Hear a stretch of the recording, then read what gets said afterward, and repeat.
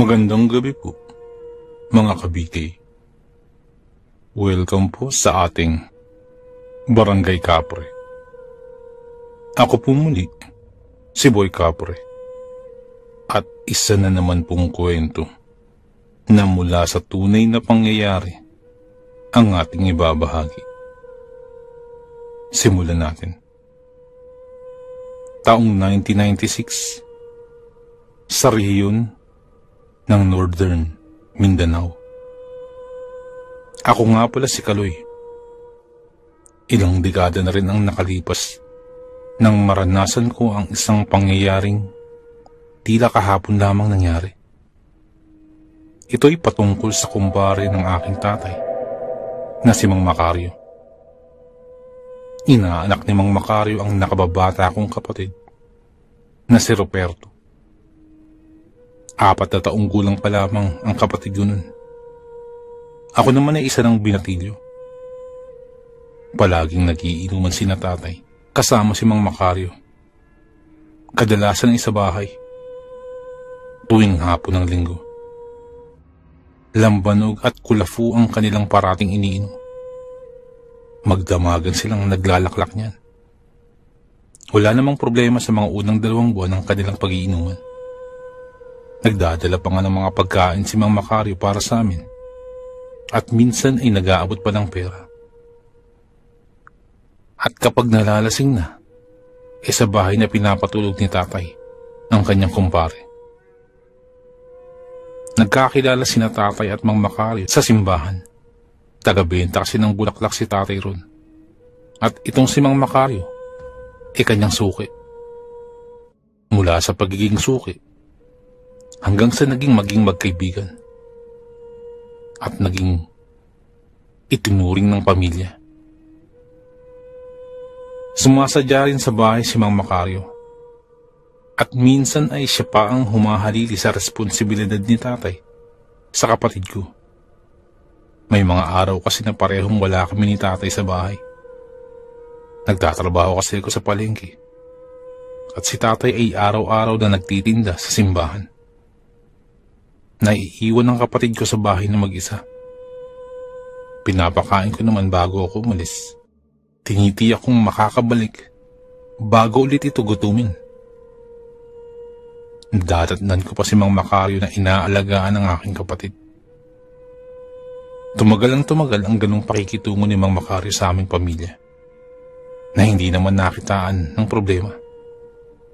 Wala rin kasing pamilya si Mang Macario dahil iniwan umano siya ng kanyang asawa at anak. Mas malapit si Macario sa aking kapatid kumpara sa akin.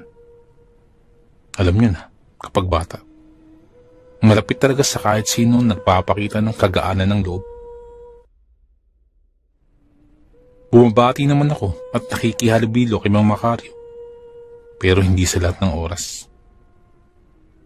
Hindi ko alam. Pero hindi ako komportable kapag kausap ko siya. Kahit kaharap man lamang. Parang umuurong ang dila ako sa tuwing nakakausap ko siya. Na kahit 5 minuto man lang. Nasa 3 minuto lang siguro ang tinatagal ko sa pakikipag-usap sa kanya. Isa pa, hindi ko gusto ang naaamoy ko sa kanya. Hindi ko kasi maintindihan ang kanyang amoy. Parang panis na gata ng nyug. Para ding bulok na isda. O ano pang amoy na hindi maintindihan. Naliligo naman siya kasi sa tuwing mapapadaan siya sa bahay, basa ang kanyang buhok. At halatang galing ligo. Pero yung amoy, hindi ko talaga maintindihan. Subalit naroroon pa rin. Mapapapigil na lamang ako sa paghinga sa tuwing masisingot ko ang kanyang kakaibang amoy. Isa pang bagay na napansin ko kay Mang Macario ay ang hindi niya pagtitig ng mata gago sa kahit na sinong kanyang makakausap. Malikot ang kanyang mata. Tingin dito, tingin dun. Lumilipad sa kung saan saang direksyon ang kanyang paningin. Kahit na ako nung nagkaroon ng pagkakataong magkausap kami, hindi siya makatingin sa aking mga mata. pero nakakaaliw naman siyang kausap. Ganun pa man, hindi ko pa rin kayang makapalapit sa kanya sa mahabang oras. Isang hapon, nahuli kong tinititigan ni Mang Macario ang kapatid kong natutulog. Nasa duyan ang kapatid ko nun na iniwan ko saglit dahil pumunta ako sa tindahan para makabili ng pagkain. Tingnan ko na muna kung ano ang kanyang gagawin. Hanggang sa hindi na ako nakapagpigil at naibato ko kay Mang Macario ang sardinas. Paano ba kasi? Dinilaan niya ang kanyang gitnang daliri at ipinahid sa mukha ng aking kapatid. Agad naman siyang napalayo nang tumama ang lata ng sardinas sa kanyang noo at gulat na napatingin sa akin. "Hoy! Anong ginagawa mo, ha? Napakadugyot mo!" Asik ko sa kanya at ipinagtabuyan siya palayo. May lamok kasi." Sinubukan pa niyang magdahilan. Pero kaagad ko yung pinutol ng sigaw. "Umalis ka nga! Anong lamok? Napakabusos mo! Ang bata pa ng kapatid ko!" Galit na galit kong sabi sa kanya. Magmula sa insidenteng yun, hindi na ako mapakali sa presensya ni Mang Macario. Hindi ko na muna sinabi kay tatay. Hinayaan ko na muna si Mang Macario. Pero binabantayan ko na ang bawat kilos niya. Sa lihim kong pagbabantay sa kanya, paunti-unting lumakas ang kutob kong hindi siya isang normal na tao. Sino ba naman ang normal na taong kakain ng karning hilaw sa isang lagukan lang? Ni hindi nga niyang nginuya ito. Nahuli ko siya nung isang gabi. Napabangon ako nun nang maulinigan ang pagkalampagan ng mga gamit sa kusina. At yun na nga, naroroon si Mang Macario. Abala sa pagkain ng hilaw na karne, atay ng baboy, na sana'y uulamin namin sa susunod na araw. Nasundan palang pagkain niya ng manok na panabong ni tatay. May araw kasi na pumupunta sa ibang baryo si tatay at nagtatagal doon ng ilang araw.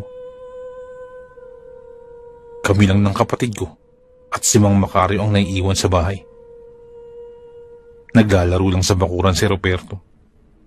Samantalang pinapatuka ni Mang Macario ang mga manok ni tatay. Umalis ako saglit para mag-igib ng tubig. Pagbalik ko, naabutan kong kinakatay na ni Mang Macario ang manok gamit ang kanyang ngipin at mga kuko. Hindi ko sigurado kung nakita ba niya ako. Bahagya kasi siyang nakatalikod sa akin. Nang sumapit na ang gabi, mga bandang 7:00, naghahanda na ako ng hapunan. Hindi ko inanyayahan si Mang Macario na kumain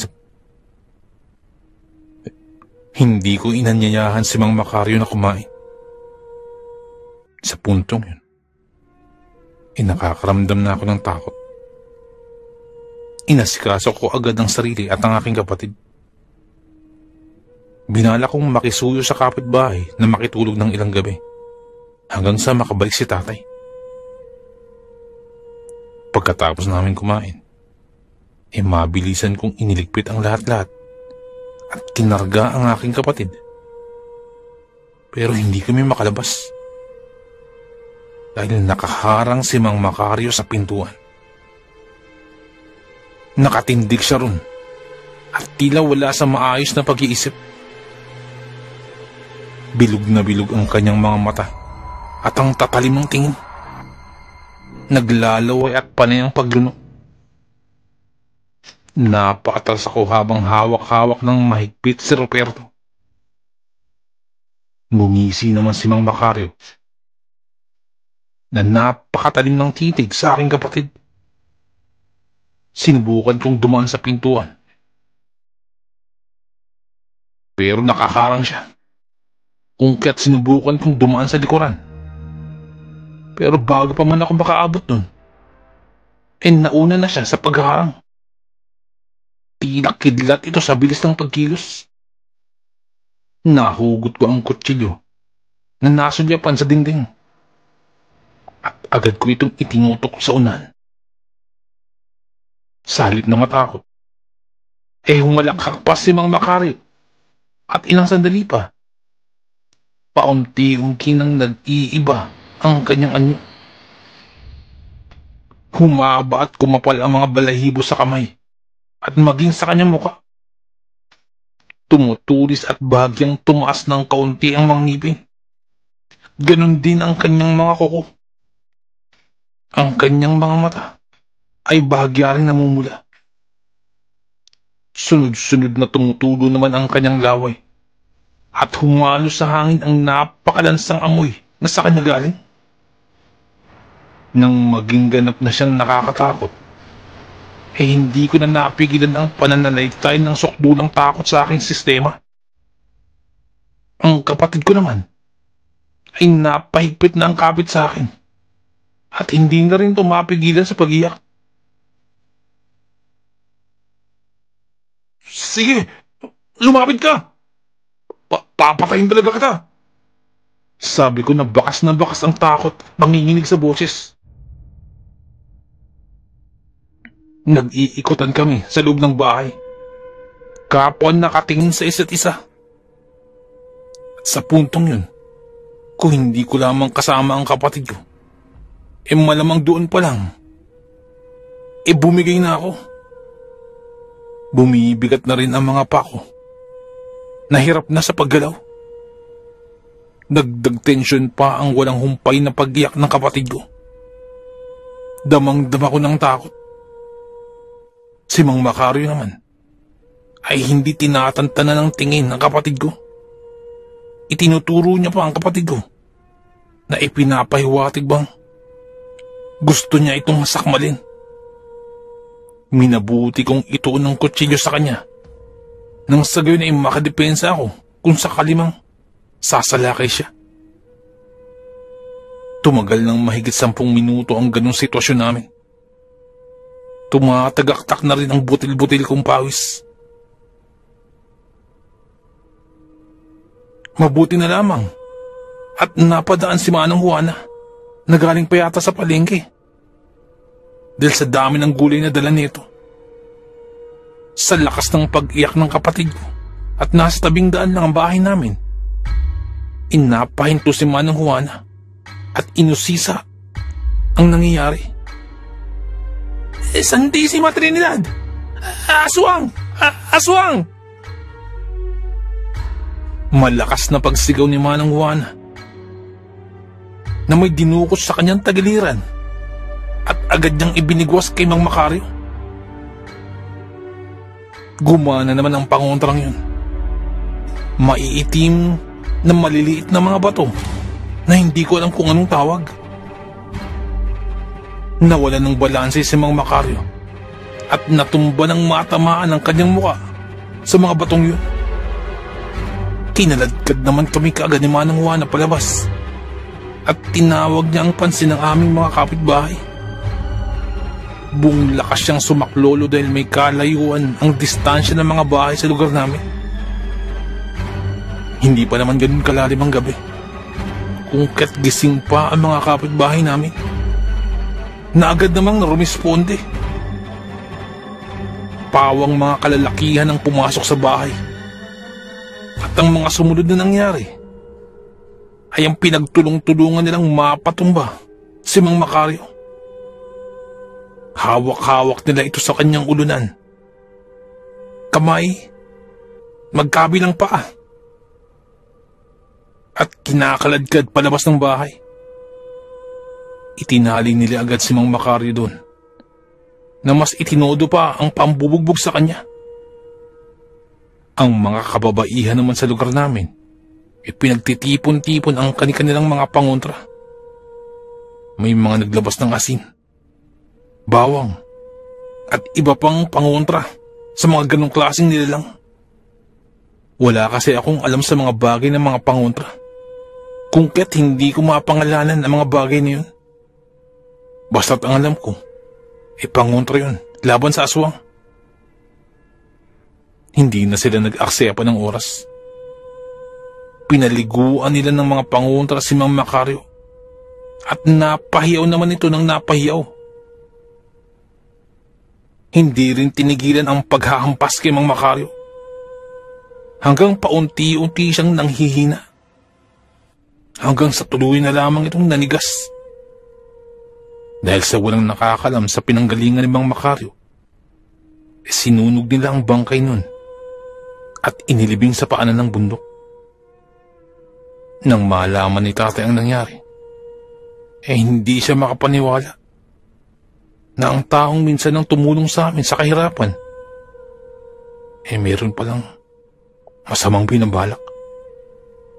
At ang mas matindi pa, hindi agad namin napansin na isa pala siyang kampon ng mga aswang.